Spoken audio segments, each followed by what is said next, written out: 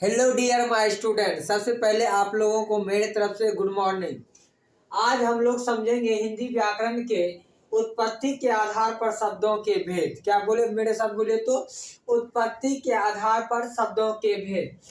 तो इसमें उत्पत्ति के आधार पर शब्द के चार भेद होते हैं। क्या बोलेगा, उत्पत्ति के आधार पर शब्द के चार भेद होते हैं। पहला आपका आ जाता है तत्सम, दूसरा आपका आ जाता है तद्भव, और तीसरा आपका होता है देशज, और चौथा आपका है विदेशज।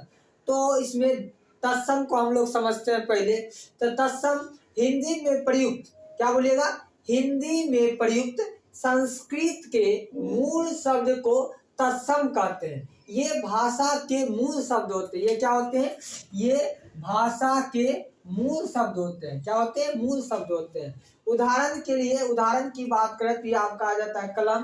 क्या आता है, कलम आ जाता है, ग्राम आ जाता है, सूर्य आ जाता है, चंद्र आ जाता है, वृक्ष आ जाता है। इस प्रकार से आदि कर सकते हैं। तद्भव को समझते हैं, हिंदी में प्रयुक्त संस्कृत के बिगड़े रूप को, क्या बोलेगा, हिंदी में प्रयुक्त संस्कृत के बिगड़े रूप को तद्भव कह सकते हैं। क्या कह सकते हैं, तद्भव कह सकते हैं। क्या बोले, मेरे साथ एक बार फिर से बोले, हिंदी में प्रयुक्त संस्कृत के बिगड़े रूप को। देखिए, बिगड़े रूप का मतलब होता है कि आप वहाँ संस्कृत में होता है इसका ओष्ठ, और हिंदी में उसको कहते हैं ओठ। इस तरह से इसको कहते हैं बिगड़े रूप।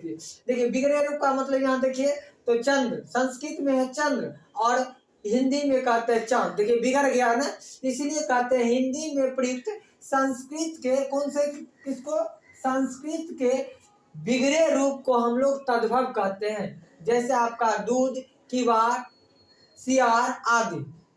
तो कुछ समझ लेते हैं तत्सम और तद्भव के बीच में। तत्सम, तत्सम में ओष्ठ होता है और तद्भव में होठ होता है। तत्सम में चंद्र होता है और तत्सम में चांद होता है।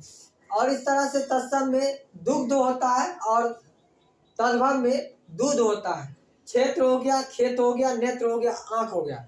तो इस तरह से ये उत्पत्ति के आधार पर शब्दों के भेद पर है। तो तत्सम तद्भव को पढ़ लिए, तो आगे समझते हैं देशज और विदेशज को। तो मेरे वीडियो के साथ बने रहिए और हम लोग आगे सीखते हैं।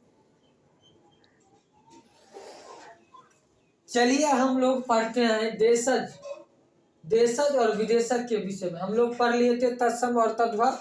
तो देशज क्या होता है, जो शब्द, क्या बोलिएगा, मेरे साथ बोलिए, जो शब्द देश के अंदर बोलचाल की भाषा से लिए गए हो उन्हें देशज कहते हैं। तो अपने देश के अंदर जो शब्द हम अपने बोलचाल में प्रयुक्त करेंगे उसको हम लोग देशज बोलते हैं। जैसे कह सकते हैं चिड़िया, जूता, तेंदुआ आदि। यह हमारे देश के अंदर में से लिए गए शब्द हैं बोलचाल में। तो इसे हम लोग क्या कहते हैं, देशज कहते हैं। अब हम लोग समझते हैं विदेशज क्या होता है।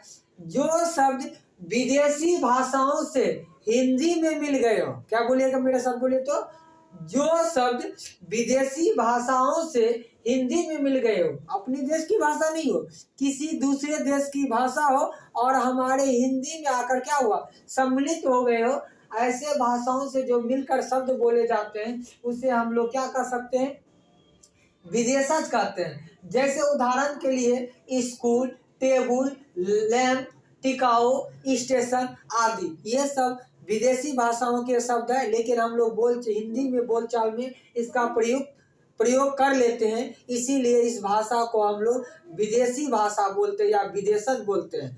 तो इस तरह से आप ये उत्पत्ति के आधार पर शब्दों के भेद समझ गए होंगे। तो अगर वीडियो आपको अच्छा लगे तो प्लीज़ लाइक करें, सब्सक्राइब करें और इसको अपने दोस्तों में शेयर करें।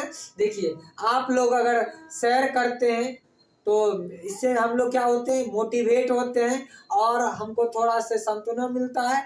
थोड़ा सा आप लोग अच्छे अच्छे कमेंट करते हैं तो और आपका प्यार दुलार बढ़ता है, तो इससे हमको हौसला मिलता है और हम बड़े जुनून और जोश के साथ आपके लिए वीडियो बनाते रहते हैं। ठीक है ना।